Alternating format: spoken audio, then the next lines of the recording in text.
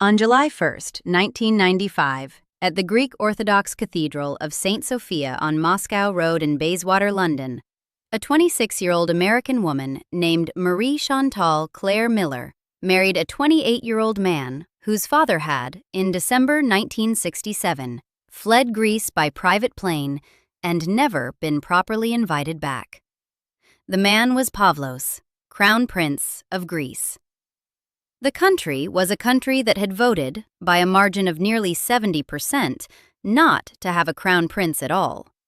The wedding was attended by Queen Elizabeth II and the Duke of Edinburgh, the Prince of Wales, the King and Queen of Spain, the King and Queen of Sweden, the King and Queen of Jordan, the Grand Duke of Luxembourg, the Crown Prince of Denmark, and 450 guests inside the cathedral itself, with another 850 people watching on satellite link from Hampton Court Palace. What the coverage didn't explain was how a young woman from a duty-free family, whose father, Robert Miller, had made his fortune selling tax-exempt goods in airport terminals from Hong Kong to Honolulu, had come to marry into a throne that, technically, no longer existed. Marie-Chantal Miller's 30-year ascent through British high society is the most successful case study of a very specific kind of social alchemy. New immigrant, commercially successful money transformed into royal adjacency by marrying into an exiled throne that turned out to be more socially useful abolished than it ever could have been intact. She didn't just marry a prince, she married a category, exiled royal, that turned out to be uniquely suited to the London social ecosystem in a way that took almost everyone involved by surprise. The mechanism by which she did it was more elegant and more deliberate than any fairy tale would suggest. To understand Marie-Chantal, you have to start with her father. And to understand her father, you have to start in Quincy, Massachusetts, in 1933. Robert Warren Miller was born there on May 23rd of that year. His father was an accountant. There was nothing in Quincy that looked like the future.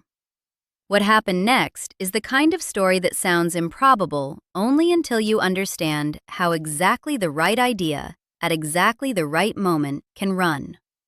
Miller met a man named Charles "Chuck" Feeney at Cornell University's School of Hotel Administration, both of them studying the logistics of hospitality, both of them Irish-American, both of them drawn to the specific question of how to build systems around the movement of people.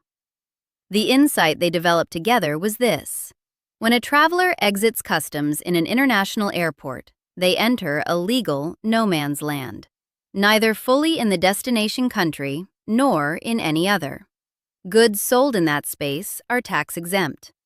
In the late 1950s, almost nobody was exploiting that gap systematically. Feeney had already begun testing the model, selling duty-free alcohol to United States Navy staff at Mediterranean ports. Miller was the man with the organizational appetite to scale it.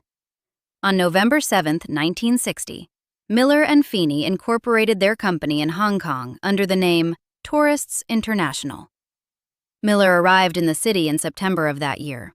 He was 27 years old. Hong Kong in 1960 was a city of approximately 3 million people, still firmly a British Crown colony, with a manufacturing economy starting to generate the export flows that would eventually make it one of the great commercial hubs of the 20th century. Kai Tak Airport, the airport built on a reclaimed peninsula jutting into Kowloon Bay, where pilots had to bank sharply right between apartment blocks on final approach, handled a fraction of the traffic it would later see. But the travelers who moved through it were already the right kind. International businessmen, colonial administrators, wealthy Chinese families moving between Hong Kong and Europe, American tourists beginning to discover Asia. They all passed through the same transit hall. They all had boarding passes and local currency left over, and 40 minutes to spend. The first 2 retail stores opened in 1962, one at Kai Tak, one at Honolulu International Airport in Hawaii. The product mix in those early years was practical rather than glamorous. Perfume, cameras, radios, duty-free liquor. The shelves were functional. The fluorescent lighting was unforgiving. The merchandise sat in glass cases, and the staff were polite, and the prices were, compared to what you'd find in any high street with full excise and value-added tax applied, genuinely striking. In 1966, two additional partners, Alan Parker and Anthony Pallaro, joined the enterprise. The company had by then renamed itself Duty-Free Shoppers.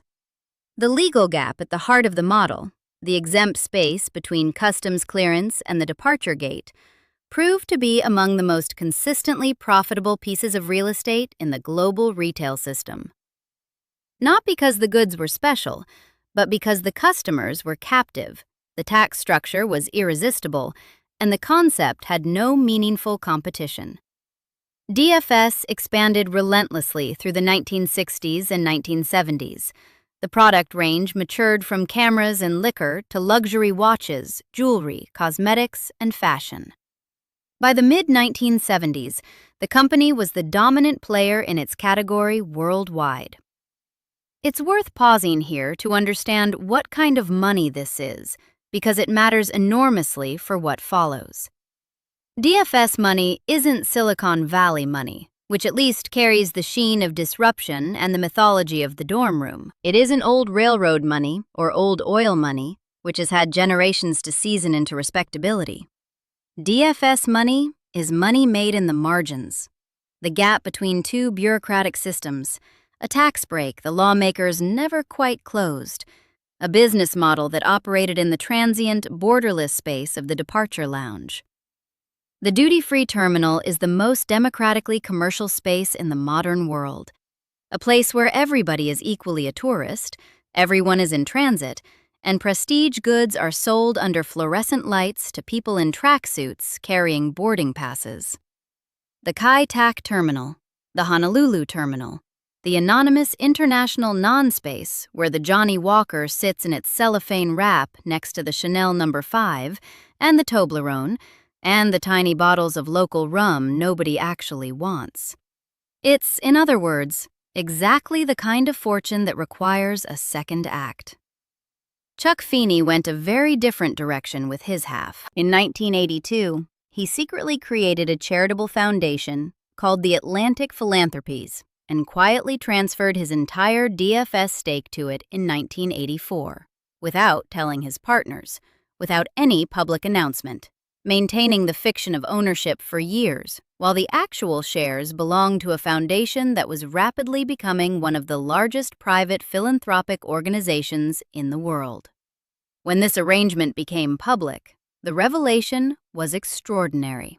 The man who had co-created one of the world's most profitable retail chains had given his entire fortune away, anonymously, years before most people had heard his name. By the time Feeney died in 2023 at age 92, Atlantic Philanthropies had distributed more than $8 billion to universities, hospitals, and human rights organizations in Ireland, Vietnam, the United States, Australia, and South Africa. He died with roughly $2 million to his name. Forbes, in one of the great headline understatements of the financial press, called him the billionaire who wanted to die broke. Miller's share went in a different direction. In October 1996, LVMH, the French luxury conglomerate that owns Louis Vuitton, Moet Hennessy, and roughly 60 other aspirational brands, announced it had agreed to acquire a 58.75% stake in DFS. The deal closed in January 1997. The price for that majority stake, according to contemporaneous reporting in both the New York Times and the Wall Street Journal, was $2.47 billion. Miller didn't sell his own approximately 38% share. He kept it.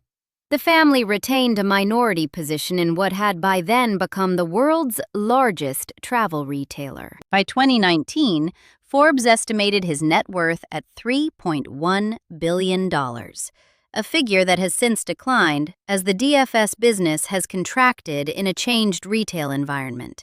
But at its peak, the Miller fortune was vast, entirely self-made, and invisible to the one audience it might have wanted to impress: the inherited wealth networks of Europe and Britain, for whom the departure lounge and all its commerce was precisely the kind of thing one flew through rather than built one's identity around.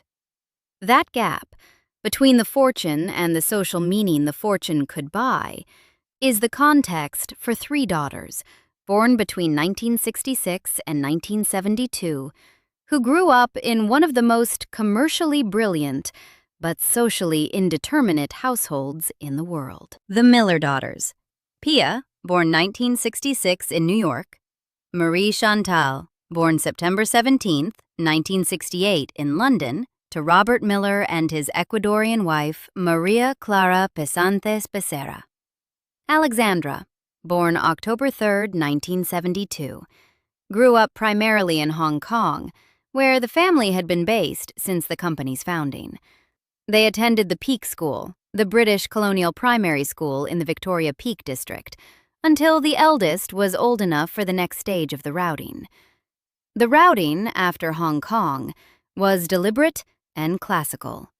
The Institut Le Rosé in Switzerland, the school in Rolle and Gstaad, where the students are charged some 90,000 Swiss francs a year, and where the hallways have historically been shared by the children of Middle Eastern royal families, South American industrialists, and European aristocracy who were themselves, in many cases, the grandchildren of the last royal generation to have functional power. Le Rosé produces, above all else, a network. You learn French and German, and a passable facility with downhill skiing and the social conventions of old-world continental money. But the real product is the Rolodex of people who will, for the rest of your life, recognize each other as having passed through the same rooms. From Le Rosé, Marie-Chantal moved through French education, the École Jeanine Manuel in Paris, then finished her secondary schooling at the Master's School in New York, then briefly attended the New York Academy of Art, and later transferred to NYU's Gallatin School of Individualized Study, studying art history. She left before completing her degree. The NYU departure happened, as will become clear, for reasons that were structurally better than a degree. While still in high school, she had interned with Andy Warhol. She was operating, by any observable measure, in exactly the right social register for the project that was assembling itself around her. In April 2016, Vanity Fair ran a feature on all three sisters under the headline, "The Miller's Tale." Opening: once upon a time, way back in the 1990s, there were three sisters, Pia, Marie-Chantal, and Alexandra, who were the fairest of them all. The fairy tale framing was pointed. Vanity Fair, in using it, was both describing the sisters and noting that the description required exactly that frame to hold together. What happened over a 3.5-year window in the early 1990s is, depending on your tolerance for sociological pattern recognition, either a remarkable coincidence or one of the most precisely executed trios of social transactions in the modern era.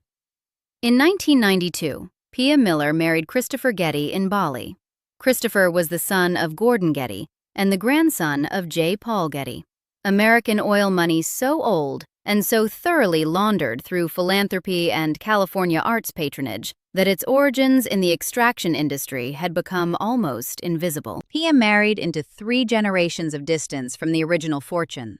Then, in July 1995, Marie-Chantal married Pavlos. 3 months after that, in October 1995, Alexandra married Prince Alexander von Furstenberg at the Church of St. Ignatius of Loyola in New York City. Alexander was the son of Prince Aegon von Furstenberg and Diane von Furstenberg, the Belgian-born designer who turned a wrap dress into a symbol of post-liberation female independence in the 1970s. Alexandra was marrying into fashion dynasty royalty, actual Austrian princely lineage, given contemporary cultural form by one of the most recognizable names in American fashion. One American oil dynasty, one exiled European monarchy, one fashion dynasty with an actual princedom attached. 3 sisters, 3 categories of inherited prestige, all within 42 months. Wikipedia's entry for the Miller sisters, socialites, reads, a trio of sisters, Pia, Marie-Chantal, and Alexandra, all of whom married very well in the late 20th century. That sentence does a great deal of quiet work.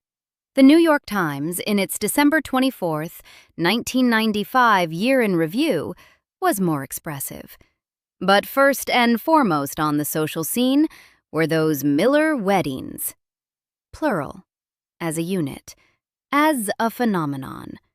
Shortly before the 2 1995 ceremonies, all 3 sisters were photographed by Herb Ritts for Vogue, the kind of image-making that functions as a social confirmation rather than a discovery, telling the audience that these women have already arrived somewhere.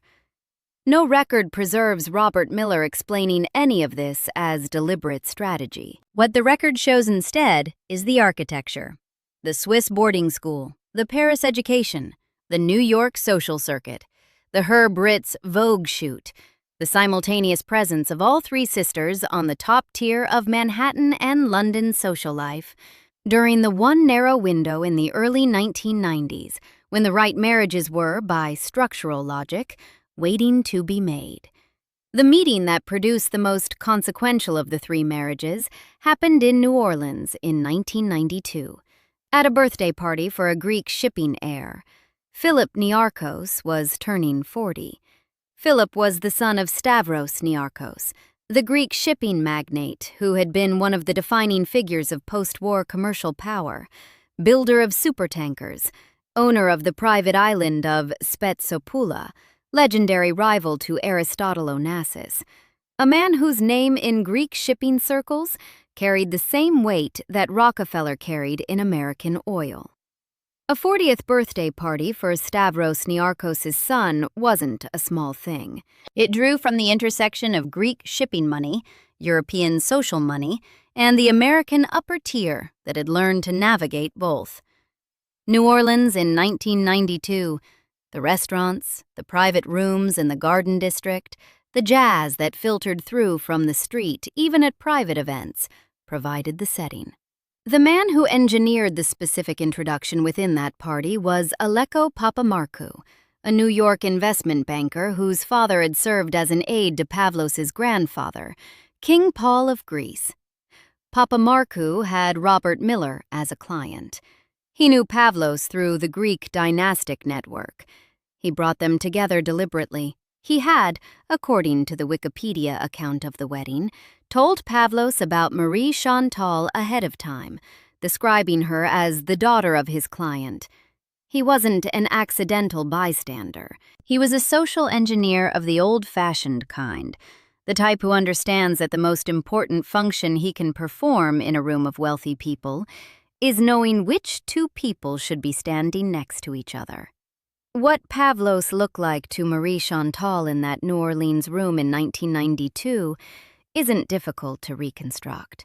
He was 25 years old, handsome, the eldest son of the last king of Greece, being educated at Georgetown in international relations and economics, with a roommate who happened to be Felipe, Prince of Asturias, the future king of Spain. He had no country and no fortune of any particular scale, but he had a title and a social network built entirely on inherited dynastic connection to virtually every royal family in Europe. He had the one thing she didn't. What Marie-Chantal looked like to Pavlos is equally legible. She was 23, photographically striking, educated in Switzerland and Paris and New York, moving in a social circuit that included Warhol's studio and Manhattan gallery openings, and the kind of addresses that signal serious money without requiring its immediate display. She had the one thing he didn't. She later told Vanity Fair that it was love at first sight, that she knew Pavlos was the person she would marry. Within 2 months of that first meeting, she moved from Paris to New York to be closer to him. That relocation is a significant logistical statement, not merely a romantic one. She rearranged her geography. Pavlos completed his Georgetown master's degree in May 1995, less than 2 months before the wedding. During his studies, Marie-Chantal attended courses at the Corcoran College of Art and Design in Washington, having left NYU to be nearby. That detail, 2 prestigious students adjusting their institutional affiliations around a courtship, suggests a mutual seriousness that the fairy tale framing of the event tends to obscure. Pavlos proposed at Christmas 1994 on a ski lift in Gstaad, the same Swiss resort where, as children, both he and the Miller girls had skied through their Swiss boarding school years. The engagement was announced from the family's London residence on January 11, 1995. The New York Times covered it the following day under the headline, Chronicle, with the observation, "Sometimes there's still happy news from royal families, even those without thrones." That caveat, "without thrones," landed in a newspaper sentence so casually that it barely registered. It would become the thesis statement of the next 30 years. The ceremony on July 1st at St. Sophia Cathedral was officiated by Gregorios Theocharis, Archbishop of the Greek Orthodox Archdiocese of Thyatira and Great Britain, assisted by 10 prelates. The service lasted more than an hour and was conducted in Greek. The cathedral, on Moscow Road in Bayswater, was decorated by Eric Bering, personal florist to the Danish royal family, and 6 assistants, who hung 30,000 pink flowers, lilies, peonies, and carnations in garlands throughout the nave. Marie-Chantal's wedding dress was a pearl-encrusted ivory silk gown by Valentino Garavani, with a 4.5-meter Chantilly lace train assembled from 12 different types of lace. 25 people in Valentino's Roman atelier had spent 4 months making it, at a reported cost of $225,000. Valentino's studio also made 62 additional outfits for wedding guests, including the gown worn by Queen Sophia of Spain and dresses for the Infanta Cristina and Empress Farah Pahlavi of Iran. The entire aesthetic of the event was conceived and executed in a single Roman house, which meant that the wedding had a visual coherence unusual even for events at this scale. Marie-Chantal wore a diamond tiara lent to her by her new mother-in-law, Queen Anne Marie, the same tiara that would later be worn on their own wedding days by 2 more women who married into the Greek royal family.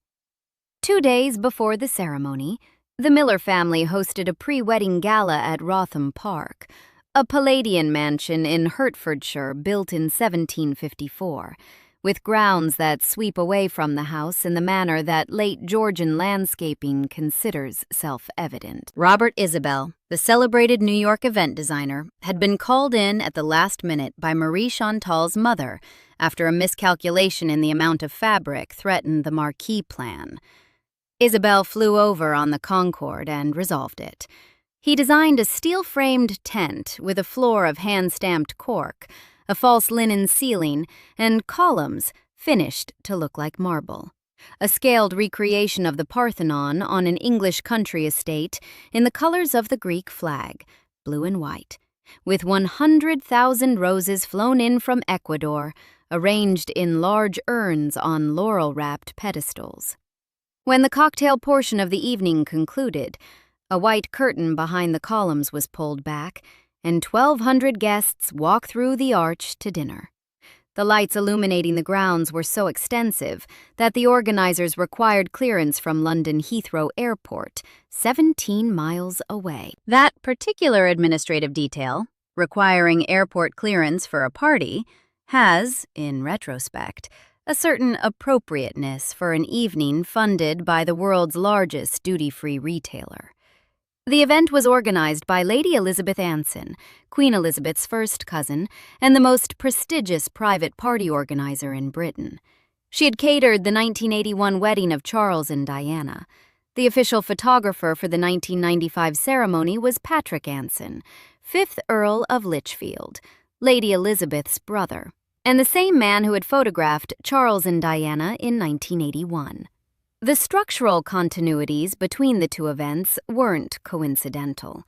They were the point. The guest list represented the largest gathering of royalty in London since the marriage of Elizabeth II and Philip in 1947. More monarchs were present than had attended the 1981 Charles-Diana wedding. Queen Elizabeth II sat in the Cathedral. The Duke of Edinburgh had driven himself to the Rotham Park Gala 2 nights earlier in a Land Rover. Prince Charles attended the service. The King and Queen of Spain were there, along with the Infanta Cristina and the Prince of Asturias. The King and Queen of Sweden, Queen Margaretha II of Denmark, had sailed into London aboard the royal yacht Dannebrog, moored at the Tower of London for the duration of her visit, and had separately hosted a luncheon aboard the yacht for 100 guests in the days before the ceremony. The Queen Mother watched from Hampton Court Palace, where the remaining 850 guests were gathered around a satellite feed. King Michael and Queen Anne of Romania attended. Tsar Simeon II of Bulgaria attended. Crown Prince Alexander of Yugoslavia attended. The Aga Khan attended. Empress Farah Pahlavi attended. Colette Peters baked an 8-tiered wedding cake, accompanied by 300 additional cakes, 1 per table, with a design drawn from a china pattern in the royal collection. The total cost of all events combined was reportedly $8 million. 10 members of Greece's conservative New Democracy Party also attended. Prime Minister Andreas Papandreou, a socialist, demanded their resignations immediately afterward, arguing that their presence lent tacit support to the cause of restoring the Kingdom of Greece and thereby undermine the Hellenic Republic. The wedding was broadcast live on both of Greece's leading television channels. Opinion polls taken in the days following showed a significant boost in the Greek public's approval of the former royal family. A non-existent monarchy, attending its own family wedding in a foreign city, had generated a constitutional crisis in the country it had been expelled from. Valentino Garavani himself attended the Hampton Court reception and told the room afterward, "I have never been to such a beautifully arranged wedding. The flowers, the tables, the tent." Here is what the guest list actually demonstrated.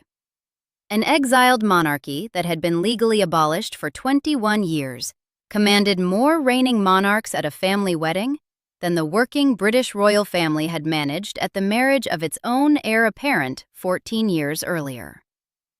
The absence of political power had not reduced the social capital of the Greek royal family. It had concentrated it. Without a country to govern, without a parliament to address or a budget to negotiate, or a constitutional role to fulfill, the Glucksbergs had nothing to be except purely social, and they were extraordinarily good at it. The title carries no Greek legal force, but the coronation roll does not consult Greek administrative law before assigning seats. Marie-Chantal Miller, age 26, daughter of a duty-free entrepreneur from Quincy, Massachusetts, walked into that cathedral and walked out the other side as a crown princess. The title was courtesy only, but 450 guests at the most densely titled social event in London in nearly 50 years had registered something considerably more durable than law. 7 years after the wedding, in roughly 2002, Marie-Chantal and Pavlos moved from New York to London, settling in Chelsea on Cheyne Walk, the Thames side street that has housed Turner, Rossetti, George Eliot, and various categories of successful British artist and aristocrat for 2 centuries. Cheyne Walk carries its own accumulated freight of association. It isn't a random address. It signals taste and permanence, and a specific relationship with the city's creative and social elite. In 2000, she had already launched her eponymous children's wear brand. The first piece was called The Angel, a design built around angel wings that became the brand's visual signature and, eventually, one of the most recognizable motifs in luxury British children's wear. The choice of category deserves attention. Children's wear is the one segment of luxury retail where aspiration and practicality coexist without embarrassment, where a garment can simultaneously signal taste and demonstrate parental devotion, where the buyer is performing her identity not through self-adornment, but through what she puts on someone who can't yet form their own opinions. It's, in other words, the perfect product category for someone whose social project had always been built around family rather than self. The brand opened its first London store on Walton Street in Chelsea in 2003. By 2018, it had moved and expanded to Motcombe Street in Belgravia. In July 2022, a pop-up opened on Sloane Avenue in South Kensington, operating through November. In her own words, opening that second London location, "We are a British brand, and I am so excited to be opening our second London store. It all started with an angel wing, our signature, which remains at the heart of everything we do." The geographical arc of this progression, Chelsea to Belgravia to South Kensington, traces a very precise social topography. These are the streets where the London banker's wife pushes a pram and considers whether a garment at that price is worth it. In the Marie-Chantal brand's case, the question is almost beside the point. The product is stocked in over 30 countries and formally registered at UK Companies House under company number 04693315. A related entity, Aurelia, Greece, Limited, company number 171-36578, is separately registered. The infrastructure of a working business has been constructed with the same deliberateness as everything else. She serves as the brand's creative director. She also sits on the board of directors of DFS Group, her father's company, majority owned by LVMH since 1997. She is simultaneously a board director of one of the world's largest luxury conglomerates and the founder of an independent luxury brand operating in 30 countries. In 2019, she published Manners Begin at Breakfast: Modern Etiquette for Families. She serves as a trustee of the Royal Academy Trust. In 2018, she joined the board of the St. Catherine Foundation, continuing a tradition of Greek royal patronage for St. Catherine's Monastery at Sinai, the oldest continuously operating Christian monastery in the world, founded in the 6th century under the Emperor Justinian, whose manuscript collection Marie-Chantal now helps to protect. The social infrastructure that makes all of this cohere extends well beyond her brand's Belgravia flagship. It operates through the specific circuits of London elite education, the boarding schools of Wiltshire and Berkshire that draw from old landed money, new banking money, and the children of foreign families who have settled in the city with serious intentions. Marlborough College in Wiltshire is one node of this network, the school where Catherine Middleton was educated before she became Princess of Wales, where the parent body overlaps extensively with the London financial and aristocratic circles Marie-Chantal has spent 3 decades cultivating. The school represents a social architecture. The parent meetings, the sports days, the informal gatherings around school events, that functions in British high society as a continuing mechanism of network maintenance. It's the domestic version of Le Rosy, a place where the relevant connections are renewed and deepened across generations. That is the circuit where, by the mid-2000s, Marie-Chantal had become the kind of presence whose absence at an event would have been more notable than her attendance. The New York Times ran a profile of her in November 2013, under the headline, "Blending History and Modernity in Children's Clothes," and journalist Susie Menkes opened with the line, "The crowning glory of Marie-Chantal of Greece isn't the tiara she dons as a princess for events with her royal husband, Prince Pavlos." What the Times was noting, with characteristic restraint, is that the tiara had become the lesser achievement. In the accompanying video interview, Menkes described her father as the duty-free retail pioneer. the phrase that closes the loop from the Kai-Tak departure lounge to the House of Glucksburg in a single breath. Marie-Chantal's own description of her childhood, from that same interview, is worth the attention. "It was such an idyllic time when I grew up in Hong Kong. It was a British colony and very much geared towards buying the best of Britain. My childhood does have a huge influence on how we design. There must be a little bit of that nostalgia. Childhood is so special." She is selling, in other words, the idea of a British colony, the curated, orderly, nostalgic version of an imperial childhood, the Peak School and the expatriate clubs and the very best of Britain arranged under fluorescent terminal lighting to the Belgravia clientele of a post-imperial city. The irony is structural. It may well be deliberate. In 2011, she renounced her American citizenship. By then, she had been operating exclusively in the European Social Register for nearly 2 decades. The renunciation formalized a choice she had already made with her geography, her titles, and her children. By 2008, Marie-Chantal and Pavlos had 5 children. Princess Maria Olympia was born in 1996. Prince Constantine Alexios in 1998, Prince Achilleos Andreas in 2000, Prince Odysseus Kamon in 2004, Prince Aristides Stavros in 2008. Each holds a title by social and dynastic courtesy only, as Greek royal titles have held no legal recognition since the abolition of the monarchy in 1974. That is Wikipedia's scrupulously precise formulation. The titles are real in all the ways that matter in a seating chart and legally non-existent in all the ways that matter in a courtroom. Through their father, who is a male-line descendant of King Christian IX of Denmark, the children also hold the legally recognized title of Prince or Princess of Denmark. One set of titles is courtesy. One is law. The social world they inhabit does not visibly distinguish between the two.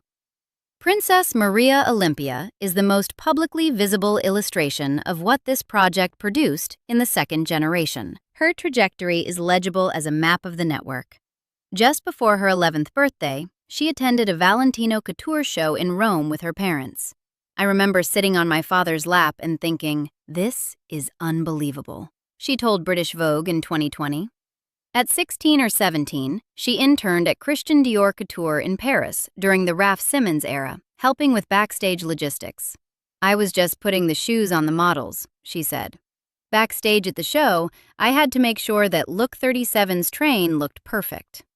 She graduated from NYU with a degree in fashion business and marketing. She walked runways for Dolce & Gabbana at New York Fashion Week.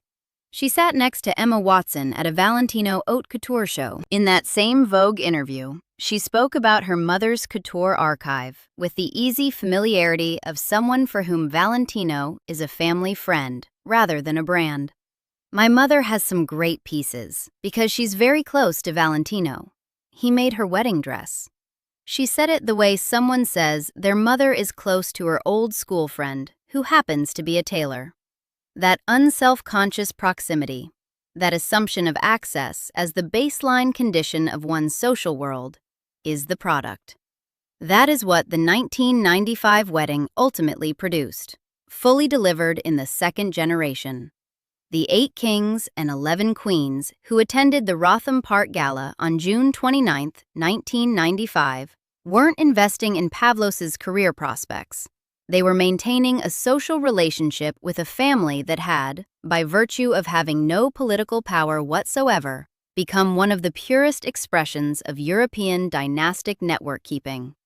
The children born from that marriage were born into that network. They didn't need to climb into it.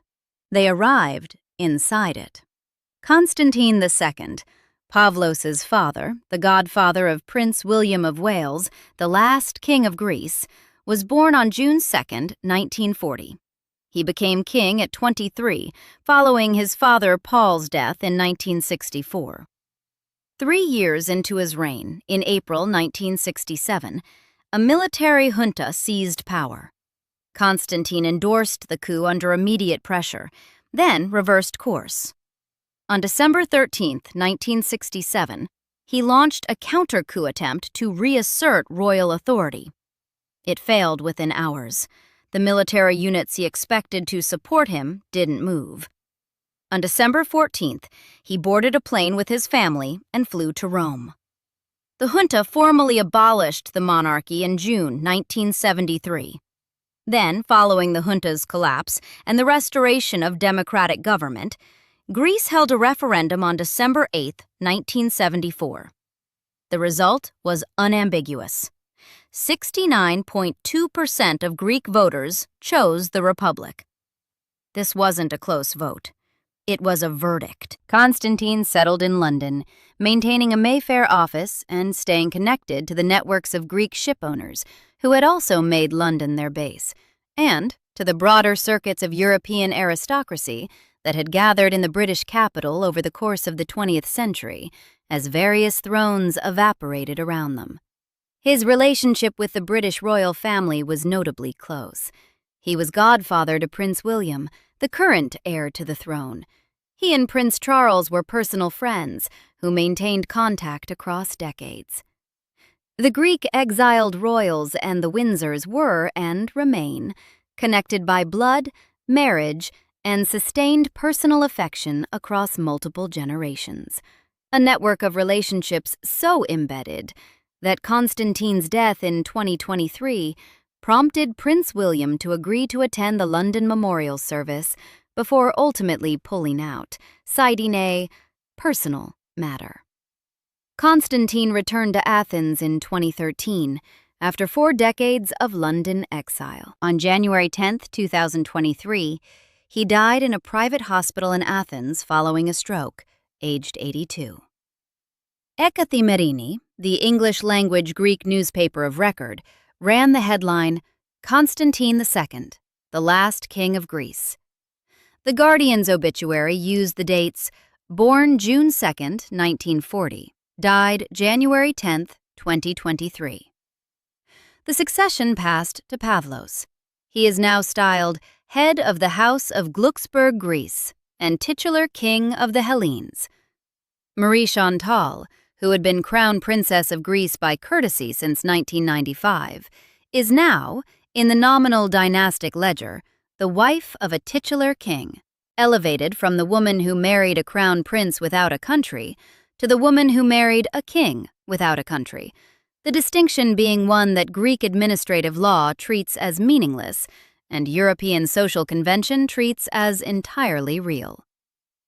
The final development in this story arrived in April 2026, and it's characteristically strange. Greece's Council of State, the country's highest administrative court, upheld the right of Pavlos and 9 other members of the former royal family to Greek citizenship under the surname de Grace. Pavlos had specifically chosen that French-inflected surname to reacquire citizenship in the country his family had been expelled from. The republic that voted by nearly 70% in 1974 to have no monarchy spent significant legal energy over the following decades in dispute with the very family it expelled, and resolved that dispute in 2026 by granting the former crown prince citizenship under a republican name. He is a Greek citizen again, just not a royal one. A distinction that, outside the specific context of Greek constitutional law, registers as a secondary footnote to the larger fact of his presence. Here is the balance sheet. As of 2026, Marie-Chantal Miller, born in London, raised in Hong Kong, educated in Switzerland, Paris, and New York, titled by courtesy of a monarchy abolished in 1974, British resident for more than 2 decades, and since 2011 exclusively European in terms of legal nationality, is one of the most consistently present figures at the top of London's social life. Board director of DFS Group, creative director of her own luxury brand, stocked in more than 30 countries, with a flagship in Belgravia and stores and stockists across 4 continents. Trustee of the Royal Academy, board member of the St. Catherine Foundation, author of a widely sold etiquette book, mother of 5 children who carry both Greek courtesy titles and legally recognized Danish royal titles. She attended Queen Elizabeth II's state funeral on September 19, 2022, at Westminster Abbey, confirmed in the official record. She attended King Charles III's coronation on May 6, 2023, listed on the published coronation roll as officially representing the Greek royal family. She attended the birthday celebrations for Crown Prince Christian of Denmark in October 2023. She was present at Princess Eugenie's wedding, seated alongside the British royal family.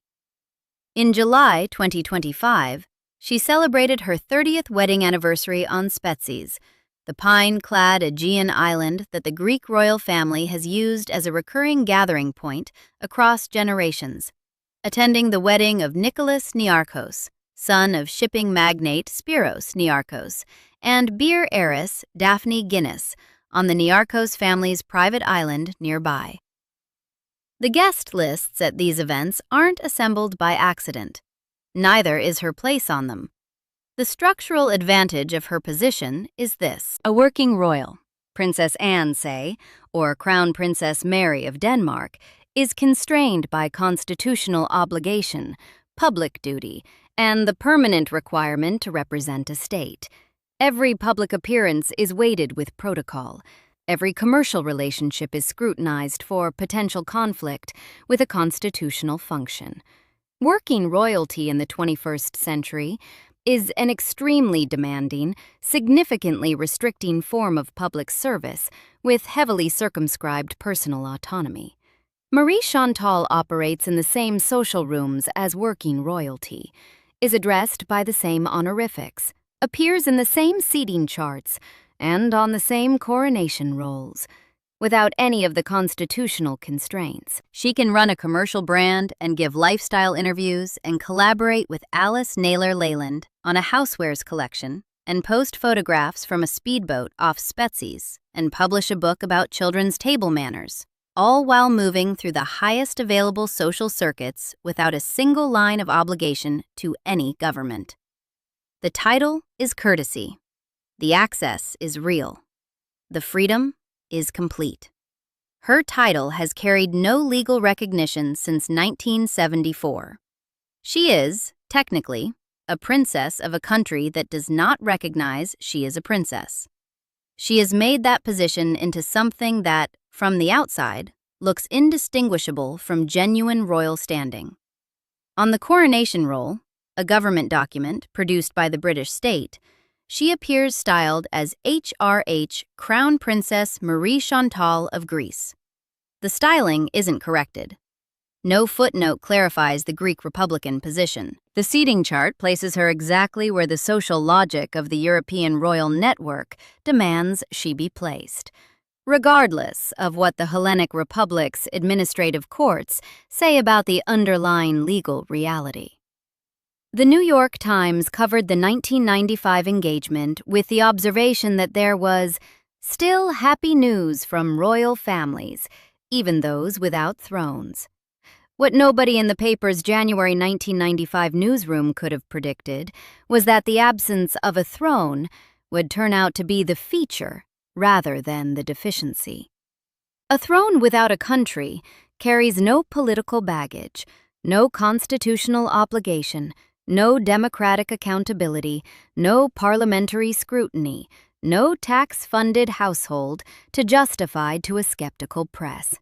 It's a pure prestige commodity, the signifier stripped of everything that made the underlying reality inconvenient.